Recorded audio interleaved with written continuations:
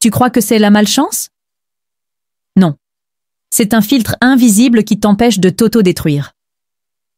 Quand rien ne marche, c'est souvent que ton âme a déjà dit non. Et tu dois comprendre pourquoi. Parfois, ce que tu interprètes comme un mur infranchissable n'est rien d'autre qu'un filet de sécurité dressé par une intelligence plus vaste que la tienne, ton essence véritable. Quand tout se ferme, quand les chemins se rétractent, ce n'est pas une punition céleste, ni une malédiction venue d'ailleurs. C'est une main invisible qui te détourne de l'abîme vers lequel tu avances les yeux bandés. Tu t'agrippes à des projets, à des relations, à des ambitions, comme un naufragé à une planche pourrie. Tu insistes, tu forces, tu pries même avec ferveur pour que ça fonctionne. Mais tout échappe, et dans ce silence, tu vois un rejet. Dans ce vide, tu crois percevoir une injustice. Tu crises à l'infortune, tu suspectes le mauvais sort.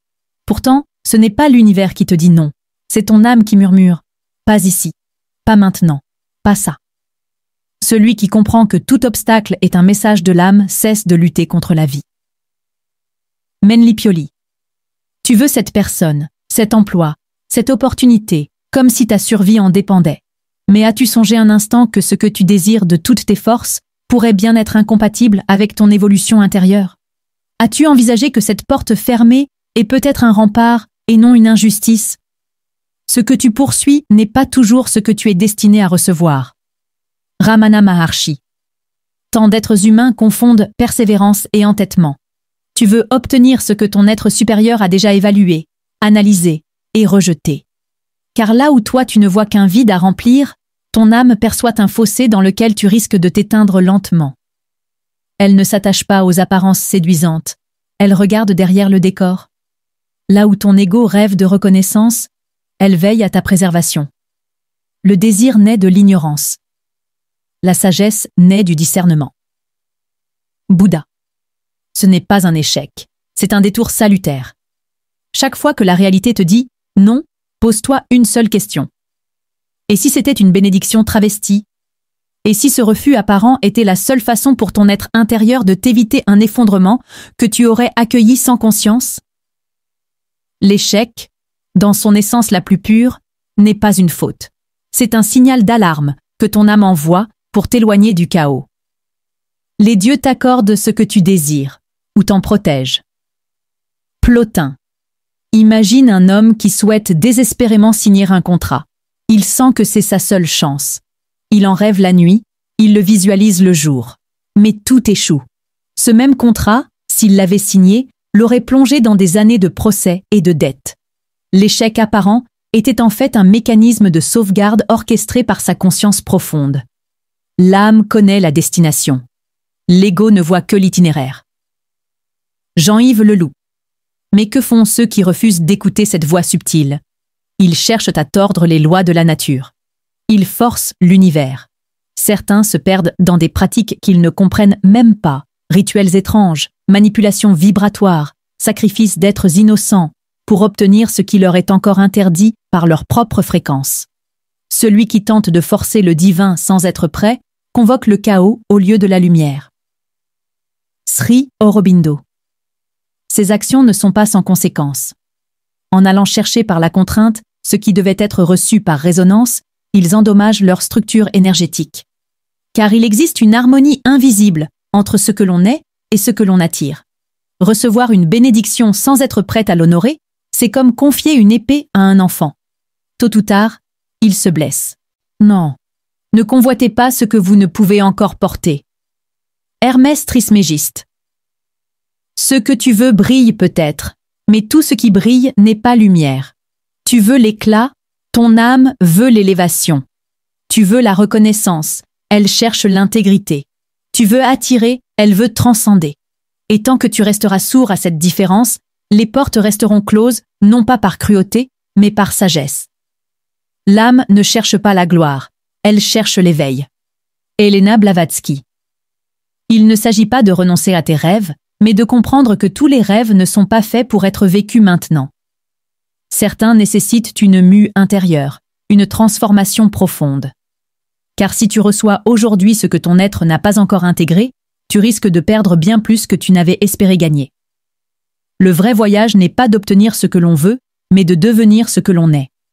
Carl Jung.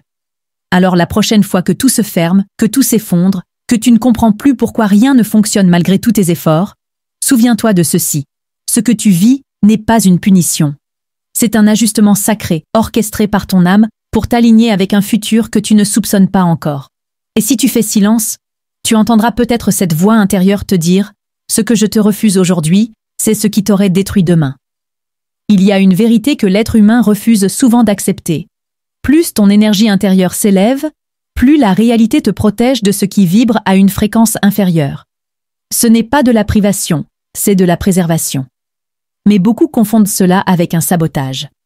Ils s'imaginent que rien ne bouge, que tout stagne.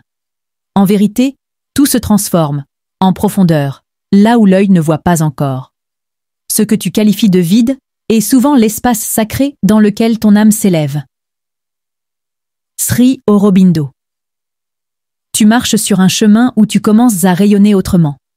Ton âme s'accorde à des tonalités plus fines, plus élevées, plus alignées. Et à cet instant, ce qui n'est plus en cohérence avec cette vibration, personne, projet, désir, habitude, commence à s'effriter autour de toi. Ce n'est pas un chaos, c'est un tamis. Imagine un être qui grimpe une montagne. Plus il monte, plus l'air devient rare, plus le poids de ce qu'il transporte devient un obstacle. À un moment, il doit faire un choix, s'élever ou s'alourdir.